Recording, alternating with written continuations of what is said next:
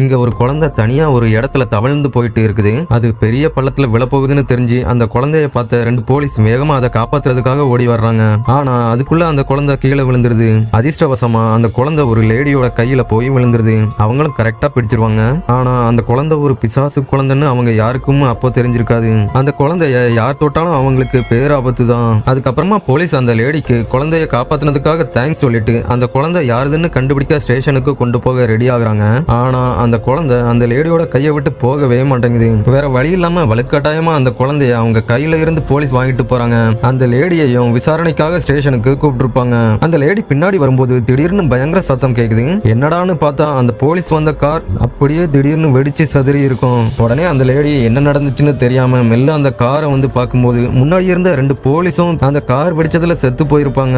ஆனா பின்னாடி இருந்த அந்த குழந்தைக்கு மட்டும் எதுவும் ஆகாம ஜாலியா சிரிச்சு விளையாடிட்டு இருக்கும். வேற வழி இல்லாம அந்த லேடி ஒரு பக்கெட்ல அந்த குழந்தைய வச்சு ஸ்டேஷனுக்கு எடுத்துட்டு போறாங்க. போற வழியில ஒரு கன்வீனியன்ஸ் ஸ்டோருக்கு போயிட்டு அந்த ஸ்டோரோட ஓனர் கிட்ட குழந்தைய கொஞ்சம் பாத்துக்க சொல்லிட்டு அவங்க ரெஸ்ட் ரூம் போறாங்க.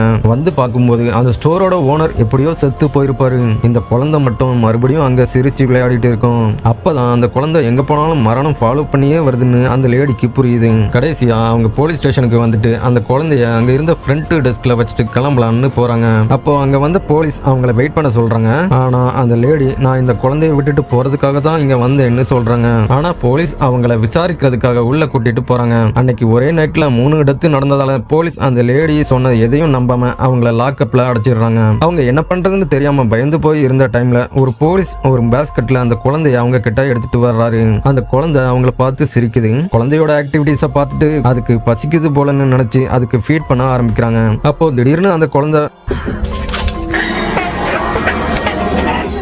பார்த்தா அது ஒரு கனவா இருக்கும். அந்த லேடி கனவுல இருந்து முழிச்சதுக்கு அப்புறம் அங்க ஒரு போலீஸ் வந்து இன்வெஸ்டிகேஷன் பண்ணுனதுல உங்க மேல எந்த குற்றமும் இல்லாததால இப்போ உங்களை போக சொல்லிட்டாங்கன்னு சொல்றாங்க. அந்த குழந்தைய மட்டும் எவிடன்ஸ் ரூம்ல வைக்கிறாங்க. அப்போ திடீர்னு அந்த ஸ்டேஷனோட சிஸ்டம் கிராஷ் ஆகி சிசிடிவி எல்லாம் ஆஃப் ஆகுது. அப்போ திடீர்னு அந்த பேஸ்கெட்ல இருந்த குழந்தையும் காணாம போகுது. அந்த லேடி வீட்டுக்கு போயிட்டு குப்பையை கொட்டுறதுக்காக டோரை ஓபன் பண்றாங்க. பார்த்தா அந்த குழந்தை மறுபடியும் அவங்க வாசல்ல வந்து தனியா இருக்குது.